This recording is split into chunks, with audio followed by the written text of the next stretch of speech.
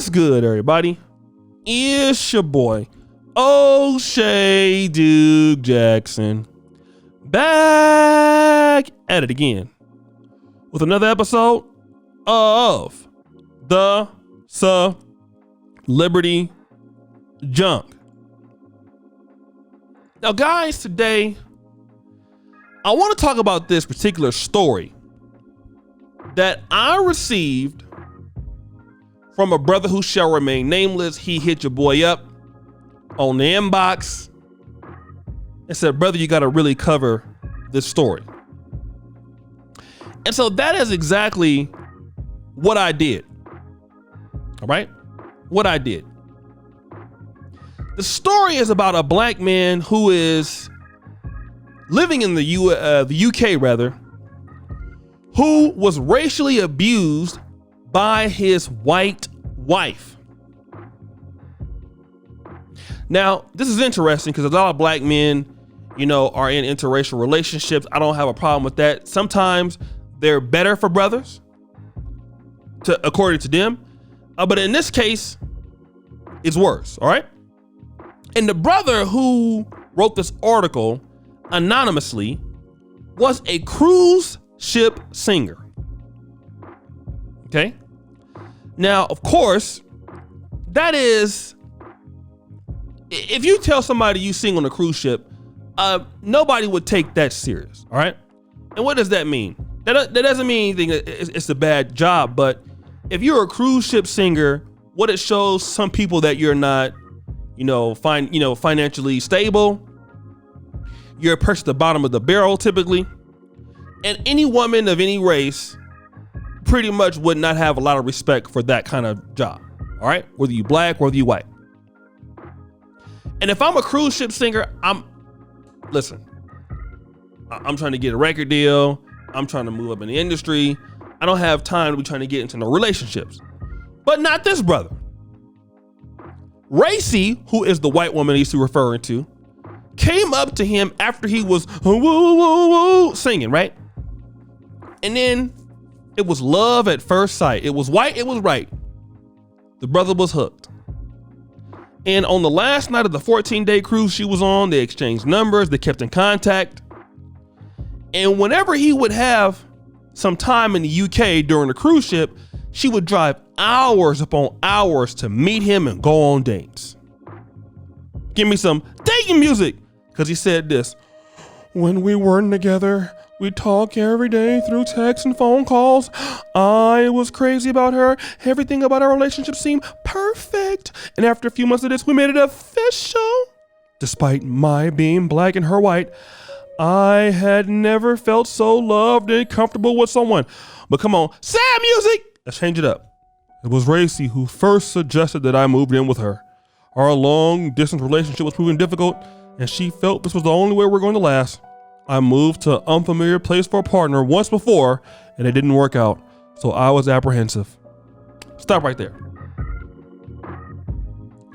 So, this simp has already been down this road. Moving in with broads, going into their world, and they're not coming into your world. This is why it's so important for black men to understand this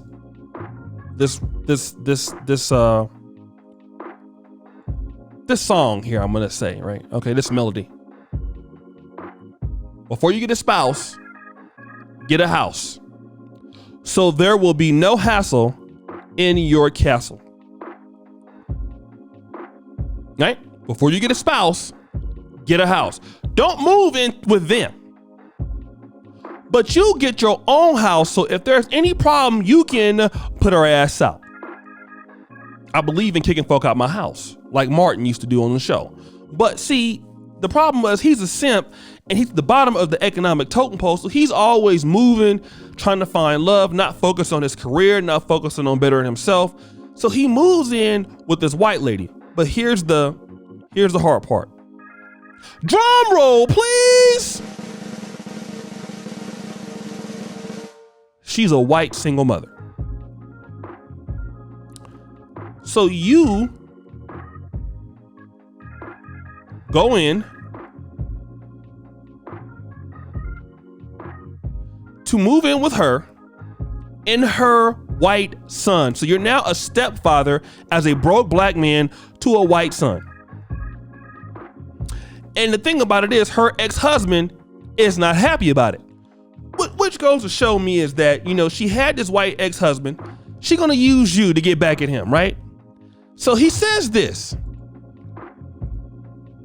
The first hint, dating music! The first hint of racism actually came from Rachel's ex-husband's Frank, which was a few weeks after I moved in. We'd had a problem with his and Racy's son bringing drugs into our house. Stop the show. Our house. How can it be your house? You do as their house. So I invited him to a co-parent talk. When I tried to offer some advice, he got angry. He says, dating music, why don't you go back to where you came from, you wig, and take care of your wigs over there? So number one, stop the show. You're going into this house trying to give this white man co-parenting advice after moving in from weeks. This is a white guy with a white son. Like I said, what he said was racist. But who are you? Okay? Stay out of folks' business. The guy's bringing drugs into the house. You shouldn't even be there. You should have your own house. You should have been gone by then. Okay? And then he says this. I was stunned to hear that sort of language. Dating music!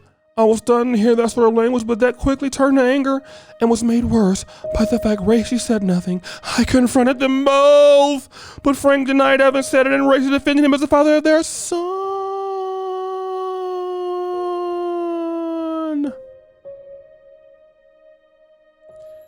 So, what did you expect, dude? You're broke. She don't respect you.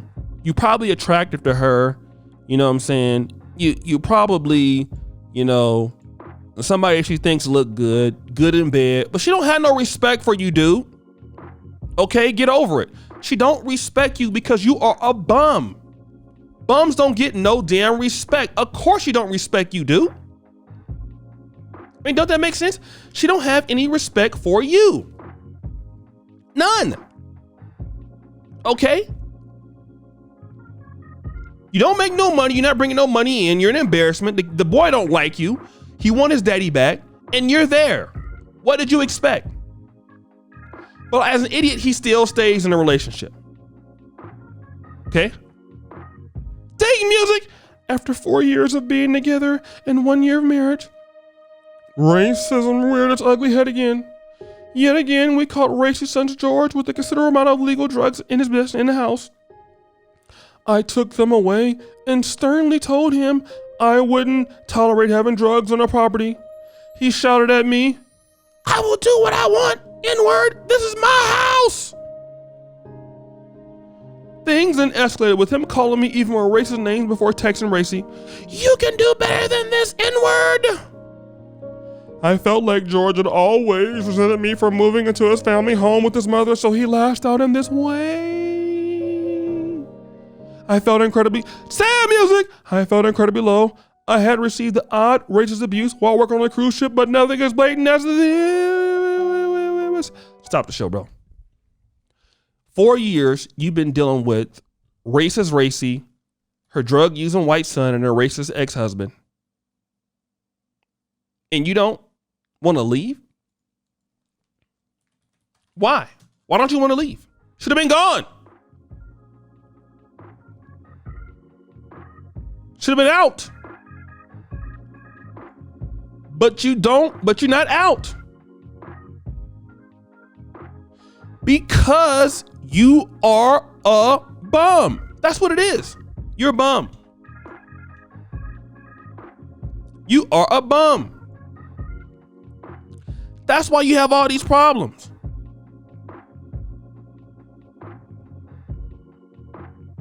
That's why you have all these problems. And then he officially wants to leave the chick and complain about it. But bro, you shouldn't have been in that position in the first place. All right?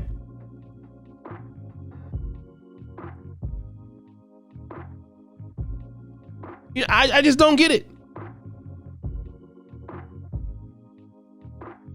I mean, and the people in the comment section, I put the article there. They're roasting him, which they should, bro. Like, I don't feel sorry for you because you are a bum.